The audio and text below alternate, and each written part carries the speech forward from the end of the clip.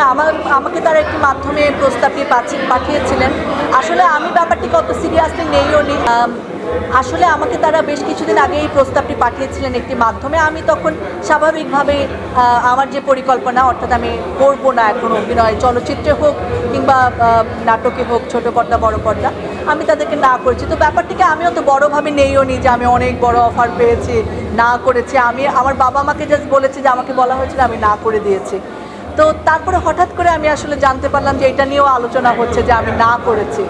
তো আপনারা যতটুকু জেনেছেন ততটুকুই। আসলে আমি তাদেরকে বিনয়ের সাথে বলেছি যে ধন্যবাদ যে আপনারা আমাকে ভেবেছেন। আমি জানি না যে নায়িকা হওয়ার মতো গুণ আমার মধ্যে আছে কিনা, তবে তারা ভেবেছেন, সেটার জন্য ধন্যবাদ জানিয়ে আমি বিনয়ের সাথে না করেছি। জাজ মাল্টিমিডিয়ার মাধ্যমে, অন্য একজনের মাধ্যমে আমার সাথে যোগাযোগ করেছিলেন যে আমি করতে চাই কিনা, এবং তিনি আমার সাথে কথা বলার আগ্রহ প্রকাশ করেছিলেন। তো আমি বলেছি যে আমি আসলে একদমই ইন্টারেস্টেড, এইটুকু।